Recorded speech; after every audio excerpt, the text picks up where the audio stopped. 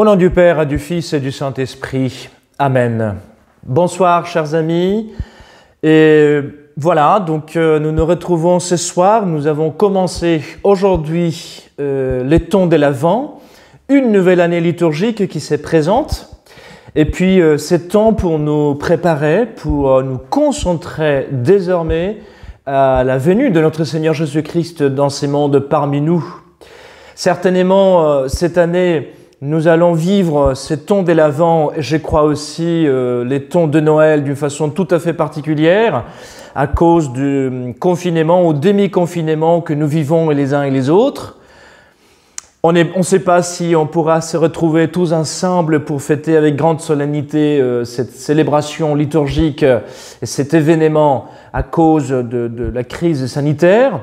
Quoi qu'il en soit, nous sommes tous appelés à vivre de maintenant dans une grande attente et à vivre avec une grande espérance la venue de notre Seigneur Jésus-Christ, cette venue qui se fait particulièrement à Noël. Nous le fêtons le 25 décembre, cette naissance, ces souvenirs, cet anniversaire de la naissance de Jésus, mais cette venue qui se fait également tous les jours lorsque nous faisons par exemple la communion, lorsque nous nous mettons en prière avec le Seigneur, lorsque nous rentrons en communion intime avec les Christ.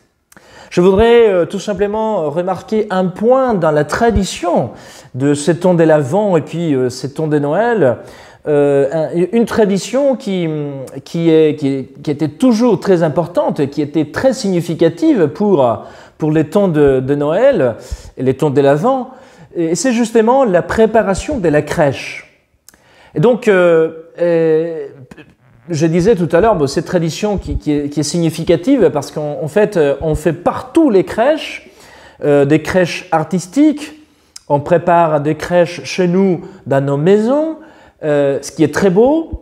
Mais parfois, et puis surtout aujourd'hui, dans cette époque moderne, dans cette époque qui frappe par l'image, eh bien, ça risque que ces crèches restent tout simplement des traditions, des belles et bonnes traditions, mais peut-être on n'arrive pas à approfondir, à aller au-delà de l'image, de la représentation en tant que telle.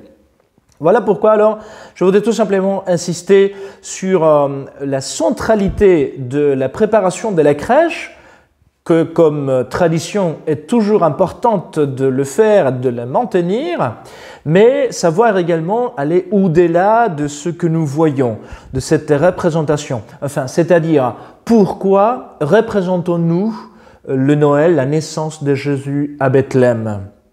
Il faut remonter un petit peu dans l'histoire. En 1223, c'est Saint François d'Assise qui réalise, après avoir eu une sorte d'inspiration, d'intuition, il réalise pour la première fois une crèche vivante, c'est-à-dire une représentation vivante de la naissance de Jésus à Greccio, en Italie, là où il s'était retiré au mois de décembre pour se préparer justement aux festivités de Noël. Et là, il dit justement au Seigneur de Greccio, il dit, en demandant la permission de pouvoir réaliser cette crèche vivante dans une des grottes du village, il dit « Je voudrais représenter l'enfant né à Bethléem et en quelque sorte voir avec les yeux du corps les difficultés où il s'est trouvé par les manques des choses nécessaires à un nouveau-né. Comment il était couché dans une crèche et comment il gisait sur la paille entre le bœuf et l'âne. » Voilà donc, je voudrais voir, dit Saint François d'Assise. C'est-à-dire qu'il veut voir avec les yeux de l'imagination, les yeux de l'intelligence, de la volonté, voir ce que l'enfant a souffert pour nous, comment il s'est trouvé lorsqu'il est venu dans ces mondes. Enfin, c'est-à-dire comprendre comment l'enfant Dieu, c'est-à-dire le Fils des dieux, le seul Fils des dieux, il descend, il se fait un homme, un petit enfant, pour nous sauver, pour nous pardonner les péchés, pour nous remplir d'amour et de miséricorde. Donc il se fait un petit enfant très humble, très pauvre, très souffrant. Parce qu'il ne faut pas tout simplement considérer qu'il était dans une mangeoire et qu'il était parmi les animaux. Mais il faut aussi se poser la question, pourquoi est-il arrivé à ces points-là? C'est parce qu'il n'a pas trouvé des lieux dans les logements, là où Marie et Joseph allaient justement pour demander le logement au point que Marie était en train d'accoucher. Donc on voulait justement trouver un endroit, il ne l'a pas trouvé. Ça nous fait penser un petit peu à ce que l'apôtre Saint Jean, il le dit dans son évangile, « Les jugements, le voici, la lumière est venue dans les mondes et les ténèbres ne l'ont pas reçue. » Dès le départ, notre Seigneur se retrouve un peu refusé, un peu mis à l'écart. Il n'y a pas de place pour lui. Donc il termine justement dans une crèche, dans une mangeoire, parmi les animaux, très pauvre, très simple. Quel abaissement à ces moments-là. Voilà donc, c'est ça justement la réflexion. Quel amour de notre Seigneur pour nous, au point tel de se soumettre à une telle pauvreté, à une telle misère, on peut dire, Dieu qui naît dans une crèche, Dieu qui se retrouve parmi les animaux. Voilà donc quelle grandeur, on peut dire également, de Jésus-Christ, Dieu fait homme, qui fait tout pour nous sauver.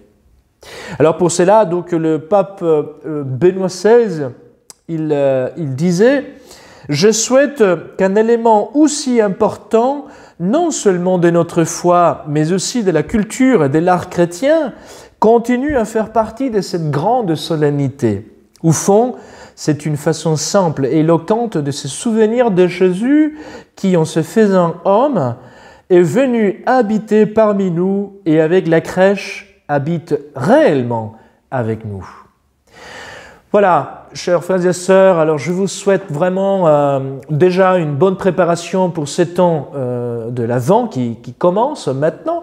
Et pendant 4 semaines, nous allons nous préparer très intensément pour vivre ces temps de Noël.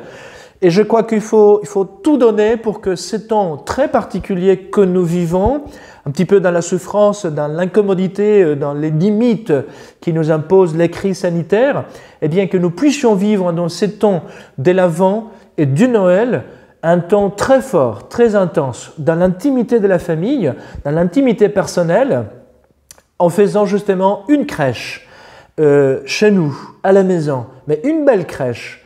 Et en voyant cette crèche, eh bien, méditer très souvent, si on peut, constamment et en famille, méditer donc ces vertus de l'anantissement, on peut dire, de notre Seigneur, ces vertus de l'humilité, de la pauvreté, de la simplicité, de la renonce, des vertus que le Seigneur nous invite à pratiquer même aujourd'hui et encore spécialement dans les temps que nous vivons.